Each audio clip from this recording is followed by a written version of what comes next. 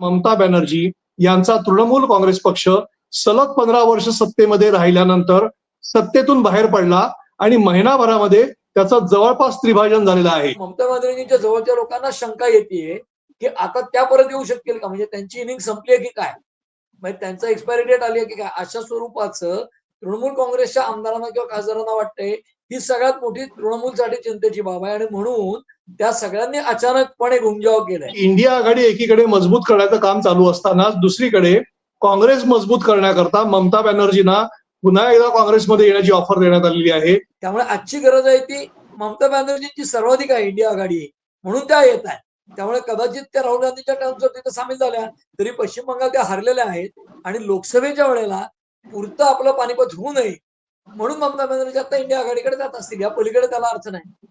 मोदींची नेहरूंची केलेली तुलना, त्यांचा कार्यकाळ, त्यांनी केलेलं कार्य आणि एनडीएची मजबूती हे सगळं ते काय दाखवण्याचा जो प्रयत्न चाललेला आहे या संदर्भामध्ये काय सांगता येईल? आज भारतीय जनता पक्ष ज्या लेव्हलला गेलाय, मोदींचा चेहरा किंवा ब्रँड मोदी तयार करून ओबीसी फेस आणून आरएसएस आणि संघाने तो पुढे प्रोजेक्ट केला. 14 साली त्यांची मोदी लाट आली. आज 12 वर्ष त्यांचं सरकार आहे. सरकार आहे त्यांचं 12 वर्ष, याचा अर्थ जनतेने त्यांना स्वीकारलंय किंवा भारतीय जनता पक्षाला मतं देत आहेत. बारामतीचा झाल्यानंतर त्यांच्या पक्षाची स्थापना त्यांनी केली स्वाभिमानातनं. स्वाभिमानी पक्ष आहे त्यांचा. त्यांनी घड्याळ चिन्ह घेतलं. त्यांची वेळ बरोबर होती पक्ष काढण्याची आणि ते घड्याळ जे आहे ते 10-10ला आजही आहे, गेली 27 वर्ष तिथंच आहे. फार काही प्रगती झालेली नाही. त्याचं कारण असं की शरद पवारांचा पक्ष काढल्यानंतर रौप्य महोत्सवात काय झालं तर त्यांचे पुतळे फुटले त्यांच्या पक्षात आणि त्याचे 2 तुकडे झाले आणि त्यांच्या पुतळ्यांनी त्यांच्यावरच टीका केली की काका कायम माझ्या मनाप्रमाणेच काय ते करतात, म्हणजे स्वतःच्या मनाप्रमाणे. 3 देशामध्ये हा विश्वचषक सुरू झालेला आहे. तुम्ही स्वतः फुटबॉल खेळाडू आहात. या खेळाडूमध्ये पहिलीच मॅच जी आहे ती मेक्सिकोने जिंकलेली आहे आणि ती अशा खेळाडूंनी जिंकून दिलेली आहे की जो जीवन मरणाच्या दारामध्ये उभा होता. क्षणाक्षणाला कुठल्या क्षणी रोमहर्षक होऊ शकतो. म्हणूनच फुटबॉलचे सामने बघा, त्याचा आनंद घ्या, एवढं आपण प्रेक्षकांना सांगू शकतो. त्याच्यावर पुढच्या वेळेला आणि जसा गेम पुढे जाईल, स्पर्धा पुढे जाईल, तशी आपण चर्चा करू आणि त्याचा आनंद घेऊ.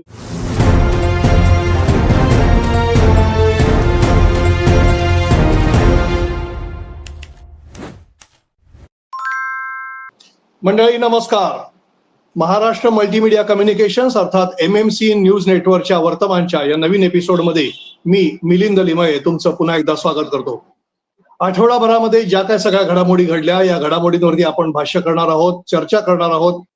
इंडिया आघाडीची बैठक झालेली होती. त्याच्याबरोबर तृणमूल काँग्रेस जी सत्तेमधून बाजूला झाली महिनाभरापूर्वी जेमतेम, तिच्यामध्ये त्रिभाजन झालेलं आहे. म्हणजे 3 गट पडलेले पाहायला मिळतात आपल्याला. ती जी काय फूट पडलेली आहे ती फूट नेमकी का पडलेली आहे, काय कारण आहे त्याची आणि मग त्यातून नेमकं काय साध्य होणार आहे, हा एक विषय आहे. त्याचबरोबर नरेंद्र मोदी यांनी निवडून आलेल्या पंतप्रधानांचा अधिक कार्यकाळ ज्याला आपण म्हणतो किंवा सर्वाधिक कार्यकाळ ज्याला आपण म्हणतो असा राहण्याचा विक्रम केलेला आहे. पंडित नेहरू यांच्यापेक्षा ते जास्त काळ निवडून आलेले पंतप्रधान म्हणून राहिलेले आपल्याला पाहायला मिळतं आहे. या रेकॉर्ड बद्दल आपल्याला बोलायचंय, त्यातून नेमकं जे टीका टिप्पणी झाली या विषयावरती आपल्याला बोलायचंय आणि त्याच्यानंतर राज्यामध्ये ज्या घडामोडी घडलेल्या आहेत त्याच्यामध्ये महत्वाची घडामोडी जी आहे ती राष्ट्रवादी काँग्रेसचा वर्धापन दिन साजरा करण्यात आला. आता 2 गट जरी झालेले असले तरी त्यांच्या वर्धापन दिन जो साजरा झाला त्यातून नेमके अर्थ काय निघाले, काय घडलं त्याच्यामध्ये हे आपल्याला जाणून घ्यायचं आहे, त्याच्यावर चर्चा करायची आहे. आणि सगळ्यात शेवटी फिफा वर्ल्ड कप म्हणजे फुटबॉलचा जो विश्वचषक सुरू झालेला आहे मेक्सिको, अमेरिका आणि कॅनडा या 3 देशांमध्ये, त्याच्यावरती जाता जाता आपल्याला भाष्य करायचं आहे. आणि फुटबॉल खेळणारे पण राजकीय तज्ञ असणारे शैलेंद्र परांजपे नेहमीप्रमाणे आपल्यासोबत आहेत आणि आपण त्याच्याशी या विषयावरती बातचीत करणार आहोत. शैलेंद्र नमस्कार. नमस्कार, धन्यवाद. शैलेंद्र, आपण सुरुवात करूया तो तृणमूल काँग्रेसमध्ये जी काय फूट पडलेली आहे या फुटीबद्दल आपण चर्चा करूया.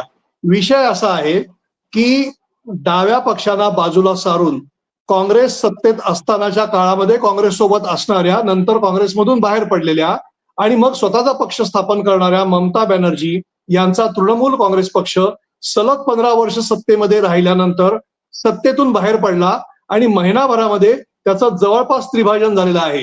म्हणजे विधानसभेत देखील त्यांच्यात फूट पडलेली आहे. काही राज्यसभा सदस्यांनी राजीनामा दिलेला आहे. लोकसभेतल्या सदस्यांनी त्यांचे जवळचे जे समजले जातात अशा कल्याण बॅनर्जी यांनी त्यांच्यावरती थेट तोफ डागलेली पाहायला मिळते आहे. आणि त्याचबरोबर लोकसभेतले जवळपास 20 सदस्य त्यांच्यापासून बाजूला होऊन त्यांनी एनडीएला पाठिंबा जाहीर केलेला दिसतोय आपल्याला. या सगळ्या मागची नेमकी कारणं काय आहेत?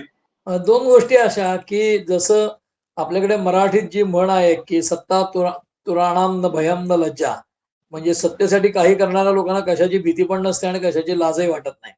तर त्याच्यामध्ये आता कलकत्त्यामध्ये जी काही असेंब्लीची निवडणूक झाली विधानसभेची, ममता बॅनर्जींनी वास्तविक 2 वेळेला मोदींना पराभूत केलेलं होतं आणि त्यानंतरची ही निवडणूक होती. आणि या निवडणुकीत ममता बॅनर्जींचा सपशेल पराभव झाला. म्हणजे 200 वरनं त्यांच्या आमदारांची संख्या 80 वर आली. आता त्या 80तले 60 त्यांना सोडून गेले आमदार. बरं खासदार किती आले? तर पश्चिम बंगालमध्ये 42 खासदारांपैकी 40 खासदारांपैकी 42 पैकी 28 त्यांचे निवडून आले होते आणि एक निधन पावले जातात म्हणजे 29 जागा. आणि त्या 28 पैकी 20 खासदार त्यांना सोडून जातात आणि म्हणतात की आम्ही एनडीएचे घटक पक्ष म्हणून बसू लोकसभेत. त्याचा अर्थ काय? तर आत्ता सत्ता गेली आणि ती सत्ता परत लगेच येणार नाही. म्हणजे यापुढे ममता बॅनर्जींचा केवळ अस्त होत नाहीये, सूर्यास्तासारखा अस्त होत नाहीये, तर आता डार्कनेस आहे आणि खूप मोठा डार्कनेस असणार आहे, याची ती नांदी आहे. हा त्याचा राजकीय अर्थ काढायला पाहिजे. कारण असं की ममता बॅनर्जींच्या पक्षाला जरी विधानसभेत पराभव पत्करावा लागला असला मोठ्या प्रमाणावर, म्हणजे 200 वरून 80 वर आमदार संख्या आली, तरी देखील त्यांचा जनाधार कमी झालेला नाही त्या प्रमाणात, हे लक्षात घ्या मिलिंदजी. त्यामुळे त्यांची जी मतं आहेत ती मला वाटतं 39-40% 38 ते 40% जी काय आहेत ओव्हरऑल ती आहेत. म्हणजे जनता त्यांच्या मागे नाही असं नाहीये. जसं उत्तर प्रदेशमध्ये लोकसभेच्या 80 पैकी 73 जागा भारतीय जनता पक्षाने जिंकल्या 2014ला वगैरे, मला वाटतं 14 की 19ला. पण त्या 73 पैकी 7 जागा विरोधकांच्या आल्या. पण तेव्हा देखील मायावतींच्या बसपाच्या जागा शून्य होऊन त्यांचा जनाधार घटला नव्हता. त्यांचा एक ठराविक वोट बेस आहे तो आहेच तिथे. तसं आता ममता बॅनर्जींचा वोट बेस किंवा त्यांचे जे जनाधार आहे तो घटलेला नाही. म्हणून जसं महाराष्ट्रामध्ये राष्ट्रवादी काँग्रेसचे अजित पवार यांच्यावर आरोप केला होता भ्रष्टाचाराचा, सिंचन घोटाळ्याचा, आणि त्यानंतर त्यांना सरकारने आपल्यामध्ये सामावून घेतलं, मंत्रिपद दिलं, उपमुख्यमंत्रीपद दिलं, तेव्हा टीका झाली होती. तीच परिस्थिती आता ममता बॅनर्जींचा पराभव केला विधानसभेला, 80तले त्यांचे 200 वरून 80 वर आले. मग ते जे 60 निवडून आलेत आमदार ते ममता बॅनर्जींच्याच पक्षाचे होते. त्यांच्या विरुद्ध भारतीय जनता पक्ष लढलाय, त्यांच्यावर टीका केली ममता बॅनर्जींवर, तरीही ते भाजपकडे काय येतात. तर आज सत्ता गेल्यानंतर आपलं भविष्य अतिशय अंधारमय होऊ शकतं याची जाणीव झाल्यामुळे, आणि दुसरीकडे आता तो आहे ते डार्क नाईट मोठी असणार आहे. म्हणजे ममता बॅनर्जी सत्तेवरून गेल्यानंतर त्या परत बाउन्स बॅक करतील का? म्हणजे भारतीय जनता पक्षाला भीती वाटते म्हणून तर ते फोडाफोडीची कामं करत असतील. पण ममता बॅनर्जींच्या जवळच्या लोकांना शंका येते की आता त्या परत येऊ शकतील का? म्हणजे त्यांची इनिंग संपली आहे की काय? म्हणजे त्यांचा एक्सपायरी डेट आली आहे की काय? अशा स्वरूपाचं तृणमूल काँग्रेसच्या आमदारांना किंवा खासदारांना वाटतंय ही सगळ्यात मोठी तृणमूलसाठी चिंतेची बाब आहे आणि म्हणून त्या सगळ्यांनी अचानकपणे घुमजाव केलाय. आता सत्तेच्या मागे सगळे लोक जातात. सत्ता तुराणाम न भयम न लज्जा म्हटलं तसं हे सगळे लोक कुठल्याही प्रकारचं विधिनिषेध न ठेवता भारतीय जनता पक्षाकडे चालले. पण त्याचा राजकीय अर्थ काय? जे महाराष्ट्रामध्ये घडलं, एकनाथ शिंदे जे आहेत ते फुटले, उद्धव ठाकरे यांच्या शिवसेनेतनं ते मुख्यमंत्री झाले, अजित पवार उपमुख्यमंत्री झाले शरद पवारांपासून लांब जाऊन. त्याच प्रकारची घटना, राजकीय घटना ही पश्चिम बंगालमध्ये होतीये आणि भारतीय जनता पक्ष जो केंद्रात आधी निवडून आला आणि मग आज जवळपास 21 राज्यांमध्ये त्यांची सत्ता आहे, तर ते सगळे राज्य पादाक्रांत करू लागलेत आणि त्या राज्यात पूर्वी अटल बिहारी वाजपेयी होते किंवा पूर्वीचे नेते होते, ते विजय मिळाल्यानंतर त्याच्या पुढे जात नव्हते. आता असं झालंय की विजय मिळाल्यानंतर सुद्धा भारतीय जनता पक्ष, ममता बॅनर्जी असेल किंवा शरद पवारांचा पक्ष असेल किंवा उद्धव ठाकरे यांची सेना असेल, यांना खच्ची करतोय आणखी. म्हणजे उद्धव ठाकरे आणि एनसीपी फोडले, त्यात भाजपचा हात नाही असं सुरुवातीला फडणवीस वगैरे दावे करायचे. पण फडणवीस किंवा भारतीय जनता पक्षाच्या व्यतिरिक्त म्हणजे त्यांनी काही कारवाई केल्याशिवाय शिंदे फुटले नव्हते. शिंदे म्हणाले होते माझ्या मागे महाशक्ती आहे. त्याच्यानंतर अजित पवार जेव्हा बाहेर पडले तेव्हा ते विकासासाठी भारतीय जनता पक्षाबरोबर सत्तेत गेलेले आहेत. म्हणजे त्यांचा पाठिंबा होता त्यांना. म्हणजे पर्यायाने शरद पवारांचा पक्ष फोडण्यात किंवा उद्धव ठाकरेंची सेना फोडण्यात भारतीय जनता पक्षाचा काहीच रोल नाही असं नाहीये. तीच गोष्ट आज ममता बॅनर्जींच्या पक्षाचे, ममता बॅनर्जींचा पराभव करून सुद्धा भारतीय जनता पक्षाला आज आश्वस्त वाटत नाहीये पश्चिम बंगालमध्ये, कारण त्यांचा जनाधार आहे अजूनही. म्हणून ममता बॅनर्जींना अधिक खच्ची करण्यासाठी आज त्यांच्याच पक्षातले लोक त्यांच्यावर आरोप करायला लागले, त्यांना सोडून द्यायला लागले आणि जो काही डिबॅकल किंवा पराभव आहे, हानी झाली आहे, त्याला कारणीभूत ममता बॅनर्जी आणि त्यांचे भाचे पुतणे जे कोण आहेत, अभिषेक बॅनर्जी तेच आहेत. असं केलं की जसं विलन एकदा ठरवलं की मी याच मुद्द्यावरती येत होतो. की केवळ सत्ता प्राप्त करणे हा एकमेव उद्देश या लोकांचा होता की ममता बॅनर्जींची स्वतःची काहीच चूक नाही, बॅनर्जींची काहीच चूक नाही, आणि तरी सुद्धा बिचारे सगळे त्यांना सोडून चाललेले आहेत, आणि ते म्हणजे सत्तेमध्ये असताना एकत्र होते आणि आता बाजूला झाले, आणि ममता बॅनर्जी आणि अभिषेक बॅनर्जी दूध के धुले, किंवा त्यांनी काहीच केलेलं नाही, अशा पद्धतीची परिस्थिती आहे का? नाही. ममता बॅनर्जींची सत्ता होतीच ना. म्हणजे हे बघा, पश्चिम बंगालच्या राजकारणामध्ये 34 वर्ष कम्युनिस्ट पक्ष सत्तेवर होता. 1977 ते 2011 असे 23 आणि 11 34 वर्ष कम्युनिस्टांची सत्ता होती. सीपीएमचं सरकार होतं. ज्योती बसूंसारखा लिजेंडरी नेता मुख्यमंत्री होता. त्यानंतर ममता बॅनर्जी 2011, मग 16 आणि मग 21 आणि आता 26 अशा निवडणुका झाल्या. त्याच्यामध्ये त्या 11 निवडून आल्या त्यावेळेला काही नरेंद्र मोदी केंद्रस्थानी नव्हते देशामध्ये. त्यामुळे 11 साली त्यांनी पराभव केला, तो कम्युनिस्टांचा केला, आणि 34 वर्षानंतर कम्युनिस्टांची सत्ता बदलली गेली. पण 16 साली त्या निवडणूक लढल्या तेव्हा देशामध्ये मोदी नावाचा नेता तयार झालेला होता केंद्रस्थानी आणि पंतप्रधान होता. त्या मोदींचा पराभव केला. जेव्हा मोदींचं भाजप जेव्हा बाकीचे राज्य जिंकत सुटले होते तेव्हा पश्चिम बंगालमध्ये ममता बॅनर्जींनी मोदींच्या भाजपचा पराभव केला. कारण राज्यामध्ये नेतृत्व नाहीच भारतीय जनता पक्षाकडे फार मोठं, आणि तिथे कम्युनिस्ट पक्षही वीक झाला होता. ममता बॅनर्जींनी 11 साली हरवल्या. पण त्या निवडणुकीला 16च्या कम्युनिस्ट पक्षाने आपली जवळपास सगळी मतं ममता बॅनर्जींकडे ट्रान्सफर केली आणि मोदींना येऊ द्यायचं नाही हा शंख बांधला. त्यात आपल्या पायावर धोंडा पाडून घेतला कम्युनिस्ट पक्षाने, आणि ममता बॅनर्जी खूप स्ट्रॉंग झाले. त्या स्ट्रॉंग झालेल्या ममता बॅनर्जींनी 16 सालानंतर कम्युनिस्टांचेच हातखंडे वापरले, त्यांच्याच सगळ्या पद्धती कार्यपद्धती वापरल्या, मोडस ऑपरेंडी वापरली, आणि त्या 21ला देखील निवडून आल्या. मोदींचा पुन्हा पराभव. मग यात झालं काय? ज्या प्रकारचा राग किंवा असंतोष कम्युनिस्ट पक्षाबद्दल बंगालमध्ये होता, 34 वर्षाच्या सत्तेनंतरही विकास नाही, अनेक गोष्टी नाहीत, आणि जी सत्ता आहे ती जुलमी आहे. किंवा तृणमूल काँग्रेसची सत्ता तर मुस्लिम लांगूल चालन करणारी आहे. याचा अनुभव तिथल्या जनतेने घेतल्यानंतर त्याचा एक एक्सपायरी पिरियड जसा येतो, तसं 26च्या निवडणुकीमध्ये तिथले लोकही त्यांना कंटाळले असतील, अँटी इन्कम्बन्सी झाली असेल, आणि त्यात भारतीय जनता पक्ष आणखी स्ट्रॉंग झालेला आहे. त्यामुळे कम्युनिस्ट तिला फार विरोध करू शकत नाहीत. काँग्रेस दुबळी आहे म्हणून भारतीय जनता पक्षाला निवडून दिलं असेल कदाचित. पण ते करताना भारतीय जनता पक्षाचा जो अजेंडा आहे विकासाचा देशभर किंवा अन्य राज्यांमध्ये, ज्या ज्या राज्यात भारतीय जनता पक्षाची सत्ता आली त्यांनी तिथे इन्फ्रास्ट्रक्चर डेव्हलपमेंट मोठ्या प्रमाणावर केली. कुठल्याही राज्यात बघा, आज पश्चिम बंगालमध्ये जो सर्वेक्षण मतदार याद्यांचं सखोल करायचं ठरवल्यामुळे बंगालमधले लेबरर खूप मोठ्या प्रमाणावर बाहेर आहेत. आपल्याकडेही आहेत. म्हणजे पश्चिम बंगालमध्ये पोटासाठी आलेले लेबरर्स खूप मोठ्या प्रमाणावर आहेत. आणि IAS किंवा उद्योगपती किंवा मोठे लोक म्हणत नाहीये मी, उच्च मध्यमवर्गीय नव्हे, खालच्या वर्गातले लोक जे छोटी छोटी कामं करतात, पेझंट्सची कामं करतात, कारागिराची कामं करतात, ते पश्चिम बंगालमधले लोक आता सखोल निरीक्षण करणार मतदार यादीचं आपलं नाव उडू नये म्हणून जे बंगालमध्ये गेले, तिथे मतदारांचा टक्का वाढला मतदानाचा. त्या लोकांना भीती होती मतदानातच वळाव जायची, पण ते परराज्यात काम करून आल्यामुळे तिकडे होणारा विकासही त्यांनी पाहिला होता. आपल्या प्रदेशात विकास नाही हे ते आपल्या नातेवाईकांना सांगत होते. त्यामुळे अनेकविध कारणांमुळे ममता बॅनर्जींचा पराभव झाला. पण तो पराभव होऊन सुद्धा भारतीय जनता पक्ष स्वस्थ बसत नाही, त्यांना अजून तोडतंय. त्यांचे 60 आमदार फुटतात आणि 20 खासदार फुटतात. हे का? तर पश्चिम बंगालमध्ये आलेलं सरकार घालवायचं नाहीये. महाराष्ट्रामध्ये उद्धव ठाकरे काँग्रेस आणि राष्ट्रवादी बरोबर जाऊन जसे 19च्या निवडणुकीत सर्वात मोठा पक्ष होऊन भाजप सत्तेबाहेर गेला, ते उद्या तिथे व्हायला नको पुढच्या निवडणुकीला, म्हणून आत्ताच ती बेगमी करतायत. आणि इतकं स्ट्रॉंग व्हायचं आपण की आपल्या समोर लढायला कोणाला इच्छा होऊ नये म्हणून ते ममता बॅनर्जींना खच्ची करतायत. आणि मग त्याचं पर्यवसान काय होतंय?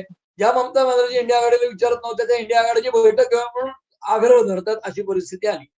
बरोबर. आता आपण इंडिया आघाडीचा उल्लेख केला आहे, तर इंडिया आघाडीची जी बैठक झाली, या इंडिया आघाडीच्या बैठकीमध्ये तुम्ही म्हणालात त्याप्रमाणे ममता बॅनर्जी कधीच गिनती करत नव्हत्या. म्हणजे इंडिया आघाडीच्या बैठकीला त्या बहुतेक वेळेला गैरहजर राहतील असाच त्यांचा प्रयत्न असायचा, किंवा त्या येतच नव्हत्या बऱ्याच वेळेला. आणि इंडिया आघाडीची मला गरज नाही, मी स्वतंत्र आहे, अशा पद्धतीची देखील त्यांची भाषा होती. ही आता इंडिया आघाडीच्या बैठकीला ममता बॅनर्जी उपस्थित राहिल्या, मात्र द्रमुक आणि आप पक्ष काय उपस्थित राहिले नाहीत. TVK पक्ष, ज्याला द्रमुकची साथ सोडून काँग्रेसनी पाठिंबा दिला तामिळनाडूमध्ये, तो पक्ष देखील या बैठकीमध्ये आला नाही, म्हणजे सहभागी झाला नाही. अशा परिस्थितीमध्ये एका बाजूला इंडिया आघाडीची बैठक झाली, मात्र त्याच्यामध्ये त्यांना त्यांचा नेता निवडता आलेला नाही, त्यांचा निमंत्रक निवडता आलेला नाही. पुन्हा पुन्हा बैठक घेऊ हे मात्र त्यांनी ठरवलेलं आहे, आणि पुढे त्यांचे ऍक्शन प्लॅन काय असतील ते देखील त्यांनी जाहीर पत्रकार परिषद घेऊन सांगितलं. मात्र पत्रकार परिषदेमध्ये पत्रकारांच्या प्रश्नाला काही उत्तर त्यांनी दिली नाहीत. ही एक बाजू. त्याचबरोबर दुसरीकडे अशा बातम्या येत आहेत की इंडिया आघाडी एकीकडे मजबूत करण्याचं काम चालू असताना दुसरीकडे काँग्रेस मजबूत करण्याकरता ममता बॅनर्जींना पुन्हा एकदा काँग्रेसमध्ये येण्याची ऑफर देण्यात आलेली आहे. शरद पवारांच्या राष्ट्रवादी काँग्रेस पक्षाला विलिनीकरण करण्याची ऑफर देण्यात आलेली आहे. अशा पद्धतीच्या देखील बातम्या आहेत की काय या सगळ्या विषयावरती नेमकं काय घडतंय. नाही, पण म्हणजे काँग्रेसकडनं अधिकृत ऑफर कुठली शरद पवार किंवा ममता बॅनर्जींना आली आहे का केंद्रीय नेतृत्वाकडनं? म्हणजे बातम्या स्पेक्युलेटिव्ह आहेत, समजते नाही, कळते तशी काय आलेली नाही. माझा बातमी मात्र जोरात आहेत ना. अधिकृत ऑफर कुठली नाही. तशी ऑफर काय कोणी आज दिलेली नाही. म्हणूनच ना, तर त्याच्या मागचं राजकारण असं आहे की आज ममता बॅनर्जी कमालीच्या दुबळ्या झालेल्या आहेत. त्यांच्या 28 मधले 20 खासदार फुटून जात आहेत. त्याच्यानंतर 80 मधले 60 आमदार फुटून जात आहेत. अशा परिस्थितीमध्ये त्यांना इंडिया आघाडीची गरज आहे, स्वाभाविक आहे. जसं माणूस बुडायला लागला की तो अगदी छोटी काटकी सुद्धा हाताशी धरण्याचा प्रयत्न करतो, त्यातनं आपला जीव वाचेल का काय. अर्थात इंडिया आघाडी किंवा काँग्रेस पक्ष हा काही छोटी काटकी नाही. आज विरोधी पक्षनेता राहुल गांधी आहेत, त्यांचे काही खासदार संख्येने आलेले आहेत. आणि महत्वाचं असं की काँग्रेसचे खासदार किंवा काँग्रेसचे महाराष्ट्रातले खासदार भाजपची सत्ता येऊन सुद्धा फुटलेले नाही. त्याच्याकडे आपण मुद्दाम लक्ष वेधायला पाहिजे आपल्या ऑडियन्सचं. आणि काँग्रेस हा एकमेव पक्ष आहे राष्ट्रीय पातळीवरचा की बाकी सगळे प्रादेशिक पक्ष आहेत ते भारतीय जनता पक्षाला आव्हान देतात त्यांच्या त्यांच्या राज्यात. पण राष्ट्रीय पातळीवर आव्हान द्यायची वेळ आली तर ते काँग्रेसच देऊ शकेल हे वास्तव शरद पवारांनाही माहिती आणि ममता बॅनर्जींनाही माहिती आहे. पण त्यांची युद्ध जी आहेत, म्हणजे सोनिया गांधी असतील, राजीव गांधी असतील, आधी इंदिरा गांधी असतील, तर शरद पवारांना इंदिरा गांधींच्या काळापासून म्हणजे शरद पवारांचं सरकार इंदिरा गांधींनीच 80 साली परत निवडून आल्यावर बरखास्त केलं होतं, राष्ट्रपती राजवट लावली होती. त्यामुळे शरद पवार इंदिरा गांधींच्या समोर देखील विरोधक म्हणून उभे राहिलेले आहेत. राजीव गांधींच्या काळातही शरद पवारांकडे संशयाने पाहायला गेलं. शरद पवारांच्या सरकारविरुद्ध बंड घडवलं गेलं महाराष्ट्रात. त्याच्यानंतर सोनिया गांधी सत्तेवर आल्यावर सुद्धा त्यांनी काही फार विश्वासाने शरद पवारांकडे पाहिलेलं नाही. आपला काँग्रेसमधला घटक, कारण 86 साली परत गेले शरद पवार काँग्रेसमध्ये. मग ते 98 पर्यंत काँग्रेसमध्ये होते आणि जेव्हा 91 ते 96 नरसिंहराव होते तेही संशयाने बघत होते शरद पवारांकडे. 96 नंतर आलेल्या सीताराम केसरी अध्यक्ष होते राष्ट्रीय काँग्रेसचे, तेही काही विश्वासाने शरद पवारांकडे बघत नव्हते. ते जरी मंत्रिमंडळात केंद्राच्या होते, राज्यात त्यांना परत पाठवलं तरी ते कायम केंद्राच्या नेत्यांना आव्हान देणारे नेते म्हणून त्यांच्याकडे पाहिलं गेलं. आणि सोनिया गांधींनी चार्ज घेतला काँग्रेसचा, त्यांनी संशयानेच पाहिलं. त्यामुळे ममता बॅनर्जी किंवा शरद पवार यांचं काँग्रेस नेतृत्वाशी असलेलं युद्ध हे त्यांच्या अहंकाराचं युद्ध आहे. कदाचित जसं एकनाथ शिंदे हे बाहेर पडले उद्धव ठाकरेंपासून, का तर माझ्या नेतृत्वाला अजिबात तिथे किंमत दिली जात नाही किंवा मला किंमत दिली जात नाही, हे एकनाथ शिंदेची सहल होती. आणि त्यांनी मुख्यमंत्री होऊन ते दाखवलं करत होतं. त्यांचा असण्याचा पक्ष कुठे आणि उद्धव ठाकरेंचा कुठे आपण बघू शकतो. ते शरद पवार हा एकमेव नेता आहे की जो काँग्रेस बाहेर पडून टिकला. तसं ममता बॅनर्जी आपल्या लोकांना आता ऐकणारे आश्चर्य वाटेल, कारण ममता बॅनर्जी म्हणजे काय, तर गेले 3 वर्ष 3 वेळा त्या निवडून आल्या असं वाटतं. पण त्या 11 साली सत्तेवर आल्या तरी त्यांनी पक्ष जो काढला तृणमूल काँग्रेस, तो शरद पवारांच्या पक्षाच्या साधारण बरोबरच स्थापन झालाय, वर्षभर पुढे मागे असा. म्हणजे शरद पवारांचा पक्ष काय 99 ला तर त्यांचा 98 ला आलाय. त्यांना सत्तेवर यायला 11-12 वर्ष लागली. 12 वर्षाच्या तपानंतर ममता बॅनर्जी सत्तेवर आल्यात पश्चिम बंगालमध्ये. त्यामुळे ममता बॅनर्जी तृणमूल काँग्रेस या मूळ काँग्रेसच्या आहेत, शरद पवार हे मूळ काँग्रेसचे. हे मूळ काँग्रेसचे असलेले दोन्ही नेते त्यांच्या राज्यात प्रभावी आहेत आणि म्हणूनच आज त्यांना इंडिया आघाडीची जास्ती गरज आहे. म्हणजे इंडिया आघाडीला शरद पवारांची आहे का, निश्चित आहे, किंवा ममता बॅनर्जीची, पण त्याहीपेक्षा जास्ती गरज ममता बॅनर्जी किंवा पवारांना आहे. आणि म्हणून इंडिया आघाडीच्या बैठकीचा आग्रह ते चर्चा सुरू झाल्या. काँग्रेसला गरज नाहीये का त्यांची? काँग्रेसमध्ये तर सहभागी झाले. आता शरद पवारांची जी शारीरिक स्थिती आहे ती पाहता, ममता बॅनर्जी ज्या पद्धतीने हारलेले आहेत ते पाहता, काँग्रेस स्वतःचा पक्ष वाढवण्याचा प्रयत्न करणार नाही. नाही, उलट मी असं म्हणतोय की आज या दोघांना गरज जास्ती आहे, कारण ते दुबळे झाले. काँग्रेसची भूमिका पहिल्यापासून ठाम आहे, ते भाजप समोर लढतातच आहे. शरद पवारांनी अनेकदा बाहेरनं पाठिंबा दिला भारतीय जनता पक्षाच्या सरकारला. मध्ये विलिनीकरणाची चर्चा होते, मग केंद्रात सत्तेत जायची चर्चा होते. तशी ममता बॅनर्जी या पूर्वी अटल बिहारी वाजपेयींच्या सहकारी राहिलेल्याच आहेत ना, त्या मंत्रिपद राहिलेल्या अटल बिहारींच्या बरोबर. ममता समता जयललिता त्यांनी त्रास दिला की जॉर्ज फर्नांडिस नागदुऱ्या काढायला जायचे. त्यामुळे कॅरेक्टरचा विचार केला तर काँग्रेस पक्ष हा भारतीय जनता पक्षाच्या समोर कायम उभा आहे. म्हणजे काँग्रेस हा काय भारतीय जनता पक्षाबरोबर गेलेला नाहीये राष्ट्रीय पातळीवर कधीच, ना भाजप काँग्रेस बरोबर गेलाय. त्यामुळे आज काँग्रेस हा मोठा पक्ष आहे, मान्य करावं लागतं. आणि काँग्रेसची जी भारतीय जनता पक्षावर संघर्ष करण्याची भूमिका आहे ती आजही कायम आहे. शरद पवार आज त्यांचा पक्ष दुबळा झालाय म्हणून जातील, पण राहुल गांधींचं नेतृत्व ते स्वीकारतील का, हा नंतर काळीचा मुद्दा येतो. त्याचप्रमाणे ममता बॅनर्जी सोनिया गांधी किंवा राहुल गांधींचं नेतृत्व स्वीकारतील का, हा मुद्दा येतो. म्हणून तुमच्या प्रश्नात सुरुवातीला ओपनिंग मध्ये तुम्ही म्हटलात की इंडिया आघाडीची बैठक झाली या आठवड्यात, ती ममता बॅनर्जींच्या गरजेपोटीच झाली. पण निमंत्रक किंवा नेता निवडला गेला नाही. मग एवढंच ठरवलं गेलं की दर 2 महिन्यांनी आपण भेटू, या पलीकडे काही नाही. दुसरी गोष्ट, तुम्ही म्हणालात केजरीवाल आले नाही. केजरीवाल नाही याचं कारण असं आहे की आज आता पंजाबच्या निवडणुका आहेत आणि पंजाबच्या निवडणुकांमध्ये पंजाबमध्ये आपचं सरकार असताना तिथे काही भारतीय जनता पक्ष अकाली दल एकत्र येतील असं वाटत नाहीये. कारण भारतीय जनता पक्षाने एकत्र जाण्याची सुरुवातच आता केली आहे. हे मागच्या आठवड्यात गिरीश महाजनांचं वादग्रस्त विधान आलं आणि विधानवाल्यांच्या फोटो समोर उभं राहून त्यांनी भाषण केलं आणि सगळे शहीदच म्हणले तिथे गेलेले ब्लू स्टारच्या कारवाईमध्ये. तिथे भारतीय जनता पक्ष एकटा जाईल का काय अशी स्थिती आहे. त्यावेळेला काँग्रेस मुद्दाम केजरीवालांना समोर हात पुढे करते. कारण असं की जर इंडिया आघाडी म्हणून जर केजरीवाल गेले तिथे तर त्यांना सत्तेचा वाटा काँग्रेसला द्यायला लागेल. म्हणजे राष्ट्रीय पातळीवर अनेक राज्य हरत असताना एका राज्यात काँग्रेस सत्तेत आली असं चित्र निर्माण होऊ शकतं. म्हणून केजरीवाल त्यांना आता झटकतायत. उद्या जागा वाटपाच्या वेळेला कमी जागा देण्यासाठी ते करत असतील. ऐनवेळी करतील अलायन्स, माहित नाही आपल्याला. तसं केजरीवाल या बैठकीला आले नाही. आणि आता नवे जे मुख्यमंत्री आहेत तामिळनाडूचे, त्यांना आज गरज नाहीये काँग्रेसची, कारण ते आताच सत्तेत आलेत. आणि एआयएडीएमके आणि डीएमके याच्यामध्ये डीएमके का आलं नाही, तर ह्यांनी विजयच्या पक्षाला हे हातमिळवणी करतात म्हणून राग दाखवायचा, म्हणून इंडिया आघाडीत आले नाही. कारण आज द्रमुकला इंडिया आघाडीत आत्ता जाऊन फायदा काहीच नाही. त्यांचा सगळा वेस्टर्न इंटरेस्ट आहे तामिळनाडूचा. ते आता निवडणूक हरले, ते आले काय आणि नाही आले काय इंडिया आघाडीत, म्हणून ते आले नाही. त्यामुळे आजची गरज आहे ती ममता बॅनर्जींची सर्वाधिक आहे. इंडिया आघाडी म्हणून त्या येत आहेत. त्यामुळे कदाचित त्या राहुल गांधीच्या टर्म्सवर तिथे सामील झाल्या, तरी पश्चिम बंगाल त्या हरलेल्या आहेत. आणि लोकसभेच्या वेळेला पुरतं आपलं पानिपत होऊ नये म्हणून ममता बॅनर्जी आता इंडिया आघाडीकडे जात असतील. या पलीकडे त्याला अर्थ नाही.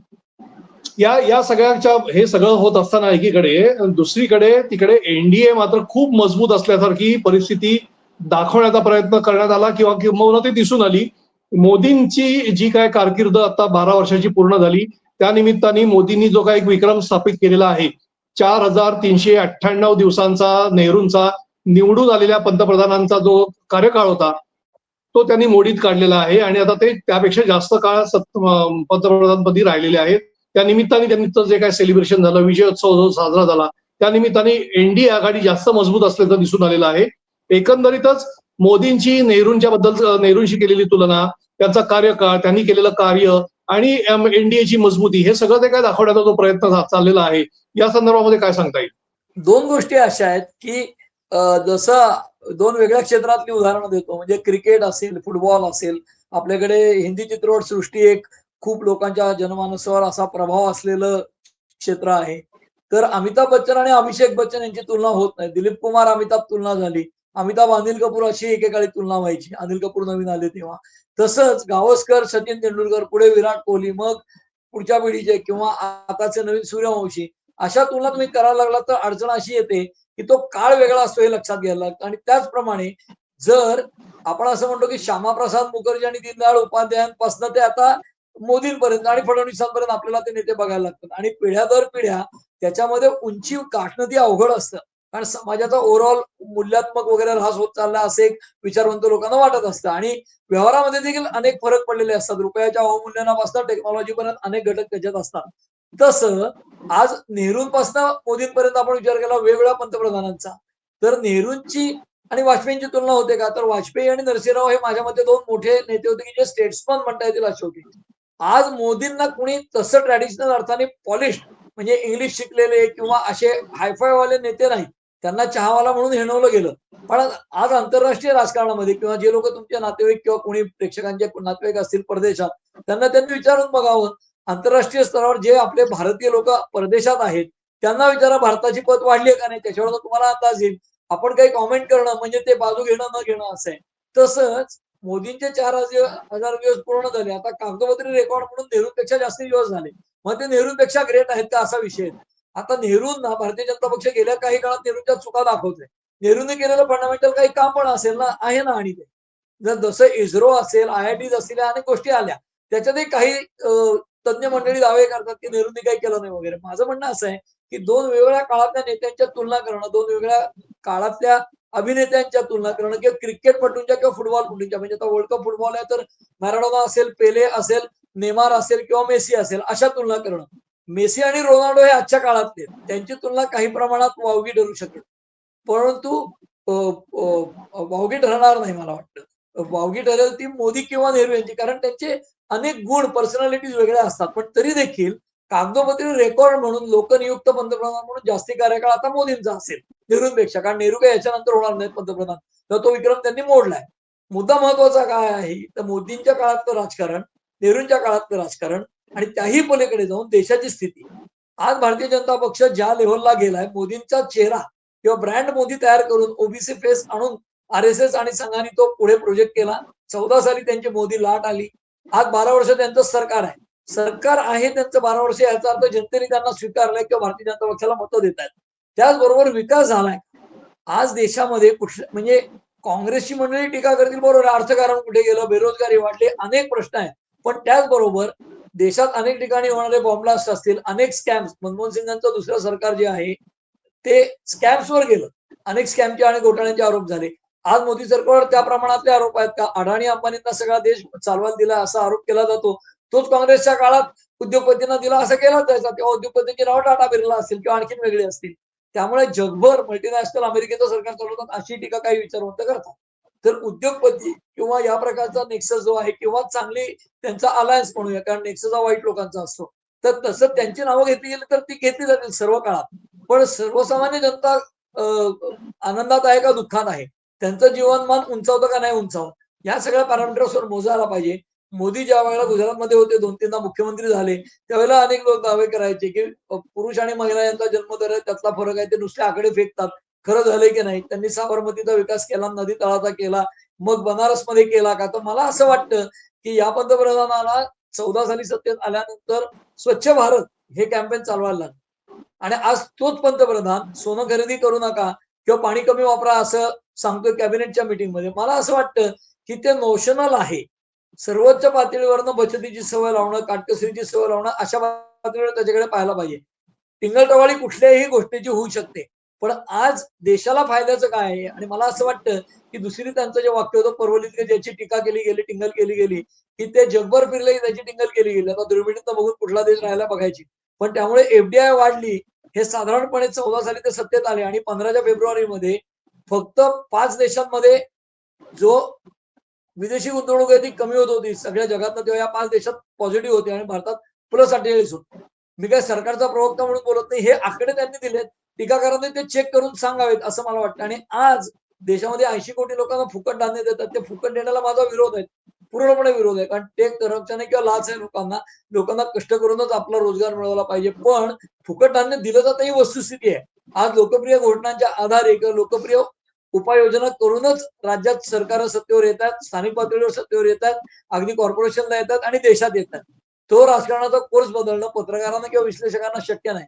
पण लोकप्रियतेचं सवंग, लोकप्रियतेचं राजकारण चालू असताना मोदीही तेच करतात, महाराष्ट्रातही तेच चालू आहे लाडकी बहीणच्या रूपाने. पण तरी देखील आज त्या प्रमाणात कुठेतरी ब्लास्ट होत आहेत का? महाराष्ट्राच्या लॉ अँड ऑर्डरची रोज चिंता होते तशी देशात केली जाते का?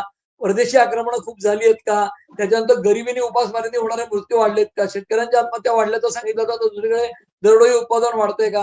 हे सगळे पॅरामीटर्स बघून त्याचं मोजमाप केलं जावं आणि त्याचं मोजमाप करायला तज्ञ सक्षम आहेत. आपण 5 वर्षांनी 10 वर्षांनी मोदींना इतिहासात त्यांची दखल घेईलच. त्यामुळे त्यांनी एक कागदोपत्री रेकॉर्ड केले, नेहरूंपेक्षा जास्त काळ राहिलेले पंतप्रधान राहिले, ते जनतेला सुखात ठेवतात का दुःखात ठेवतात, याचं मोजमाप जनता लोकशाहीमध्ये मोजायचं काय स्केल आहे, तर ते निवडणुका हे आहे आज तरी उपलब्ध. त्यामुळे ते आपल्याला त्याच्यावरच विश्वास ठेवायला लागेल एवढंच आता सांगताय. बरोबर आहे. आपण थोडंसं पुढे सरकूया राज्यातल्या राजकारणाकडे. राज्यातल्या राजकारणामध्ये आत्ताच्या घडीला मोठी घटना आहे ती राष्ट्रवादी म्हणजे काँग्रेस जो होता त्याच्यामध्ये भले त्याची फूट पडलेली असेल, 26 वर्ष त्या पक्षाला पूर्ण झालेली आहेत. राष्ट्रवादी म्हणजे सोनिया गांधींना पंतप्रधान होऊ द्यायचं नाही कारण त्या विदेशी आहेत, हे प्रिन्सिपल किंवा हे ही प्राथमिकता समोर ठेवून हा पक्ष निर्माण झालेला होता आणि त्या पक्षामध्ये आता शकलं पडलेली आहेत. त्याचे 26 वर्ष पूर्ण झाली, 27वा वर्धापन दिन साजरा झाला. दोन्ही गटांनी वेगवेगळा तो साजरा केलेला आहे. मात्र दोन्ही गटांनी साजरा करताना अनेक गोष्टी घडलेल्या आहेत. अजित पवारांच्या पक्षामध्ये त्यांनीच एकमेकांवरती कुरघोडी करण्याचा प्रयत्न केला, टीकाटिपणा केला पाहायला मिळालाय. तिकडे राष्ट्रवादी काँग्रेसच्या शरद पवारांच्या पक्षामध्ये पुढचा नेता कोण हे जरी स्पष्ट झालेलं असलं तरी रोहित पवार देखील नेता होण्याचा प्रयत्न करताना आपल्याला दिसत आहेत. तर ह्या दोन्ही गटांमध्ये नेमकं काय चाललेलं आहे आपल्या महाराष्ट्राच्या दृष्टीने, नेमकं याच्याकडे कशा दृष्टीने पाहायला हवं? बघा, आता 27वा वर्धापन दिन दोन्ही राष्ट्रवादींनी साजरा केला. शिवसेनेचे मेळावे दोन्ही शिवसेनांचे होतात. तीच ती परिस्थिती आहे. 27वा वर्धापन दिन आहे. शरद पवार यांचं राजकारण म्हणजे 67 साली ते आमदार झाले आणि आज त्या गोष्टीला 60 वर्ष होतील. म्हणजे लोकप्रतिनिधी म्हणून ते 60 वर्ष आहेत. त्या 60 वर्षात त्यांचा जमा खर्च त्यांचे विश्लेषक मांडतील. आपल्याला काय दिसतंय तर 60 वर्षामध्ये बारामती नावाचा जो त्यांचा मतदारसंघ आहे, मुख्यत्वे ते राज्यामध्ये राहिले. दिल्लीत तुलनेने कमी राहिले. संख्यात्मक जर पाहिलं तर 4 वेळा मुख्यमंत्री झाले. केंद्रात 2 वेळेला कृषी मंत्री होते, एकदा संरक्षण मंत्री होते. त्याच्यानंतर एकदा त्या भूकंपाच्या समितीचं त्यांच्याकडे अध्यक्ष होतं. लाल दिव्याची गाडी होती केंद्राची वाजपेयींच्या पंतप्रधान पदाच्या काळात भूजच्या भूकंपानंतर. आपत्ती पण निवारण हे समिती, सगळं पाहिल्यानंतर हा काय झालं? राष्ट्रीय आपत्ती निवारण समिती आपत्ती होती. निवारण ते अध्यक्ष होते. तर बेसिकली शरद पवारांच्या या सगळ्या राजकारणामध्ये बारामती हा त्यांचा मतदारसंघ आहे, बालेकिल्ला आहे. बारामतीमध्ये आज चर्चा काय होते वाहिन्यांवर किंवा सगळीकडे, पुढच्या निवडणुकीमध्ये बारामतीमध्ये पवार विरुद्ध पवारच होणार का? म्हणजे मग सुनेत्रा पवारांच्या विरुद्ध आता युगेंद्र पवार लढणार का? पार्थ पवार सुप्रिया सुळेंच्या विरुद्ध लोकसभेला लढणार का? मग सुप्रिया सुळे म्हणाल्याचा आला विधान सगळ्या माध्यमांत की जर समोर कोणी पवार असेल तर मी निवडणूक लढणार नाही. पण मला एक कळत नाही की आज शरद पवारांच्या नंतर अजित पवार आले, अजित पवारांच्या नंतर सुप्रिया सुळे खासदार झाल्या. मग तिकडे कर्जत जामखेड मध्ये रोहित पवार निवडून आले, म्हणजे बारामतीत नाही आले पण तिकडे काय शरद पवारांच्या मदतीशिवाय थोडेच आले. त्याच्यानंतर युगेंद्र पवार लढले, सुनेत्रा पवार खासदार झाले राज्यसभेच्या, मग त्या आता आमदार झाल्यात, उपमुख्यमंत्री झाल्या. म्हणजे आज पार्थ पवार राज्यसभेवर गेले. आज पवार घरामधले 7 लोक, 6 लोक, 8 लोक हे जर लोकप्रतिनिधी होत असतील तर बारामतीमध्ये चर्चाही पुढच्या निवडणुकीत पवार विरुद्ध पवार होणार असेल तर हे शरद पवारांचं यश आहे का अपयश आहे याचा विचार करायला हवा. कारण असं की बारामती बंद पवार नाव नसलेला कुणी कार्यकर्ता घडवलाच नाही का त्यांनी, की जो आमदार किंवा खासदार होऊ शकेल, उद्या मंत्री होऊ शकेल. हे घडवण्यात अपयश आलं हे तरी मान्य करावं लागेल. किंवा पवार घरामधले सगळे लोक इतके राजकीय दृष्ट्या प्रतिभा संपन्न आहेत की अन्य कुठलाही माणूस त्यांच्यापेक्षा वरचढ ठरू शकत नाही राजकारणात, याची खात्री पवारांनाही आहे आणि त्यांच्या पक्षालाही आहे. हा एक मुद्दा. दुसरा मुद्दा बारामतीचा झाल्यानंतर त्यांच्या पक्षाची स्थापना त्यांनी केली स्वाभिमानातनं. स्वाभिमानी पक्ष आहे त्यांचा.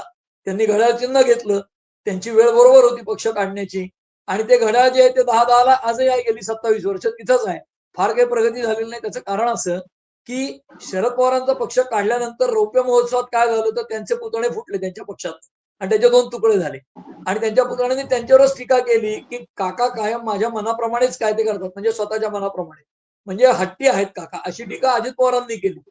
आज सुनेत्रा पवार यांचा पक्ष वेगळा आहे, शरद पवारांचा वेगळे, दोघेही 70 वर्षाचा वर्धापन दिन साजरा करताना शरद पवारांची परिस्थिती काय आहे, ते राज्यसभेत आहेत. त्यांनी व्हीलचेअरवर शपथ घेतली आयुष्यात पहिल्यांदाच. परवाही 27व्या वाढदिवसाला त्यांना आधाराशिवाय येता येत नव्हतं. म्हणजे जो समर्थ नेता केंद्रातल्या नेत्यांना आव्हान देत होता, पंतप्रधानांना आव्हान देत होता, आज त्याला कोणाच्या तरी सहाय्याची गरज आहे आणि म्हणूनच इंडिया आघाडीची चर्चा होती. दुसरीकडे सुनेत्रा पवारांचा जो पक्ष आहे त्याच्यामध्ये काय चाललंय, पक्षात त्या आल्या आल्या अजित पवार निधन पावल्या पावल्या पक्षात बेदिली माजली. मग प्रफुल्ल पटेल तटकरे यांच्याकडे संशयाने पाहिलं गेलं. आज प्रफुल्ल तटकरे यांच्यावरचा संशय दूर व्हावा अशी स्थिती झाली आहे, कारण प्रफुल्ल पटेल यांच्या जवळचे गृहस्थ सुनेत्रा पवारांच्या जागी राज्यसभेवर जाणार. तटकरे मुलाला आमदारकी दिली विधान परिषदेची. म्हणजे तटकरे आणि प्रफुल्ल पटेल यांच्याशी जुळवून घेतल्याशिवाय कारभार करता येणार नाही हे सुनेत्रा पवारांना पटले. सुनेत्रा पवारांशी आपणही जमून घ्यायला पाहिजे त्या दोघांना पटले. आणि 27व्या वर्धापन दिनामध्ये तटकऱ्यांनी भाषण करताना भुजबळांना टार्गेट केलं. ते कसे कबड्डी प्लेयर आहेत, अमुक आहेत, तमुक आहेत, प्रफुल्ल पटेल कसे फुटबॉलपटू आहेत वगैरे, हे सगळं सांगताना म्हणजे तो अगदी ह्युमर मध्ये जरी किंवा विनोद बुद्धीने जरी सगळं झालं तरी देखील धनंजय मुंडेंनी सहज व्यक्त केली की मला खेळायलाच घेत नाहीये. तर आज प्रफुल्ल पटेलांनी माध्यमांनी घेतली का की तुम्ही फार काळ बाहेर राहणार नाही, तुम्हाला आणणार आहोत. म्हणजे वाल्मिक कराड जेलमध्ये गेले असले तरी धनंजय मुंडेंचं पुनर्वसन होणार आहे, नुसतं पुनर्वसन नाही तर ते मुख्य खेळात येतील, म्हणजे मंत्री होतील का काय असं सूचक विधान प्रफुल्ल पटेलांनी केलंय. ही आज दोन्ही राष्ट्रवादी काँग्रेसची अवस्था आहे. त्यामुळे त्यांचे पक्ष मजबूत होतील का, ते सेंटर स्टेजला येतील का, आणि अमित शहा म्हणाले तसं भारतीय जनता पक्षाला 29 मध्ये या 2 कोबड्या न घेता सत्तेवर येता येईल का, हे इंटरेस्टिंग प्रश्न आहेत. त्या दोन्ही राष्ट्रवादी एकत्र येतील का या प्रश्नाचं उत्तर आज तरी नाही आहे. दुसरी गोष्ट अशी की शरद पवारांच्या पक्षानेच तो चॅप्टर क्लोज केला आहे, त्यामुळे आज तरी त्यांचा अलायन्स होणार नाही. शरद पवारांचा पक्ष आज काँग्रेसमध्ये जाईल अशी स्थिती नाही, ते स्वतंत्र अस्तित्व ठेवतील, कारण महाराष्ट्रात लगेच निवडणुका नाहीत. त्यामुळे या दोन्ही पक्षांची स्थिती म्हणजे राष्ट्रवादीची रौप्य महोत्सवाला फुटला आणि 2 वर्षानंतर आता दोन्ही धडपडत पुन्हा एकदा आपलं स्थान मिळवायचा प्रयत्न करतात, इतकीच आहे एवढंच आज म्हणावं लागेल. निश्चितपणे आपण शेवटी जाता जाता फिफाचा विश्वचषक सुरू झालेला आहे, म्हणजे फुटबॉल विश्वचषक तुम्ही मागच्या वेळेला म्हणालात त्याप्रमाणे जगभरातले 200 पेक्षा अधिक देश फुटबॉल खेळतात. म्हणजे क्रिकेटच्या कितीतरी प्रमाणामध्ये अधिक तो लोकप्रिय देखील आहे, पैसा देखील त्याच्यामध्ये प्रचंड आहे. 3 देशामध्ये हा विश्वचषक सुरू झालेला आहे. तुम्ही स्वतः फुटबॉल खेळाडू आहात. या खेळाडूमध्ये पहिलीच मॅच जी आहे ती मेक्सिकोने जिंकलेली आहे आणि ती अशा खेळाडूंनी जिंकून दिलेली आहे की जो जीवन मरणाच्या दारामध्ये उभा होता, अशा खेळाडूंनी ती जिंकून दिलेली आहे. तर एकंदरीतच या खेळाबद्दल, एकंदरीत या स्पर्धेबद्दल आपल्याला काय सांगता येईल? बघा, जसं आपण फुटबॉलचं कर्टन रेझर सारखं मागच्या वेळेला एक उल्लेख केला होता, तसं आता प्रत्यक्ष स्पर्धा सुरू झाली आहे. The game is on. आणि जसं ममता बॅनर्जींनी मागच्या इलेक्शनला स्लोगन दिली होती, मोदींना आव्हान देताना खेला हो बे. कारण काय तर पश्चिम बंगालमध्ये फुटबॉल अतिशय लोकप्रिय आहे. आणि आता खेला हो बे म्हणजे तसंच आता खेळ झाला, खेळ खलास झाला अशी परिस्थिती त्यांची झाली. पण फुटबॉलमध्ये फुटबॉलची लोकप्रियता जगभर वाढते, भारतात वाढते, महाराष्ट्रात वाढते, सगळीकडे वाढते. कोल्हापूरमध्ये रस्त्यांना नेमार, मेसी, रोनाल्डो यांची पोस्टर लावून लोक मॅच बघतात रस्त्यावर स्क्रीन लावून. तीच गोष्ट पश्चिम बंगालमध्ये असते. एका गल्लीमध्ये मेसीचे फॅन, एका गल्लीत रोनाल्डोचे फॅन. तीच गोष्ट केरळमध्ये आहे, गोव्यामध्ये आहे लोकप्रियता हे आपल्याला माहिती आहे. कोल्हापूरकडे प्रचंड पॉप्युलर आहे फुटबॉल. तसं आज प्रत्यक्ष खेळ सुरू झाल्यावर, विश्वचषक स्पर्धा सुरू झाल्यावर ब्युटिफुल गेम असं म्हणतात फुटबॉलला. तो खरंच ब्युटिफुल आहे याची परिणती येते कारण लाईव्ह ब्रॉडकास्ट होता आता. आणि त्याच्यामध्ये पहिल्याच सामन्यामध्ये तुम्ही म्हणालात तसं विजिगीषू वृत्ती आणि फुटबॉल खेळाचं वैशिष्ट्य काय, तुम्ही क्रिकेटची तुलना केली तर क्रिकेट आणि फुटबॉल तुलना खरं तर होतच नाही. पण भारतामध्ये ब्रिटिशांनी राज्य केल्यामुळे 150 वर्ष आपल्याकडे क्रिकेटला खूप लोकप्रियता आहे, राजश्रय पण आहे. म्हणजे 75 साली दूरदर्शन 72 ला आल्यानंतर भारतात 75 साली कसोटी सामने 5 दिवस आपण लाईव्ह टेलिकास्ट केले. आज छोट्या छोट्या गोष्टी टेलिकास्ट करायला काय खर्च येतो आणि किती इकॉनॉमिक्स आपल्याला माहिती आहे. 75 साली जेव्हा क्रिकेटचा ड्रॉ झालेला सामना 5 दिवस लाईव्ह दाखवला गेला, तेव्हा आजची क्रिकेटची स्थिती आली आहे. इतके परिश्रम आणि जर राजाश्रय दिला, वृत्तपत्र काढली तर क्रिकेटच्या मॅचेसच्या अगदी साध्या जिल्हा पातळीवरच्या लीग मधल्या खेळाडूंचे फोटो छापले जातात, ते फुटबॉलच्या गोल मारणाऱ्यांचे जात नाहीत. त्यामुळे ही खंत आम्हा फुटबॉलपटूंना आहेच. पण महाराष्ट्रात किंवा भारतातलं क्रिकेटला मिळणारं प्रोत्साहन वगैरे हे आजचा चर्चेचा विषय नाही. तर वर्ल्ड कप सुरू झालाय आणि वर्ल्ड कप इतकी मोठी स्पर्धा आहे, मी म्हणालो होतो तसं अगदी ऑलिम्पिकच्या तोडीचा त्याच्यापेक्षा मोठा इव्हेंट आहे. त्यामुळे पहिल्याच सामन्यात ज्या खेळाडूने गोल मारला तो जीवन मरणाशी लढतोय एकीकडे. एका खेळाडूला मागच्या वेळेला एका स्पर्धेत एरिक्सनला क्रीडांगणावर हार्ट अटॅक आला होता. त्यामुळे या सगळ्या गोष्टी घडत असतात. पण ब्युटिफुल गेम मध्ये पहिल्याच मॅच मध्ये 3 रेड कार्ड दाखवली गेली. रेड कार्ड म्हणजे काय, तर दांडगाईचा खेळ केल्याबद्दल किंवा नियमबाह्य खेळ केल्याबद्दल रेड कार्ड मिळाल्या त्या माणसाला बाहेर काढतात. लाल सिग्नल आपण थांबतो सगळे, तसं त्याला लगेच बाहेर काढतात मॅच मधून आणि पुढच्या मॅचला तो खेळू शकत नाही. म्हणजे संघाचं नुकसान होतं. बदली खेळाडू येऊ शकत नाही रेड कार्ड दाखवल्यावर त्या मॅच मध्ये. म्हणजे 10 खेळाडूंनी खेळल्या आफ्रिका, नंतर 9 खेळाडूंनी आणि अर्थात त्यांच्या पराभवात परिणती झाली. 2-1 ते हारले सामना. पण त्या सगळ्या मॅच बरोबरच त्या गटामधली चुरस कायम राहणार आहे. जसं कॅनडा जिंकले 2-1, चुरशीने जिंकले चेकोस्लोवाकिया विरुद्ध.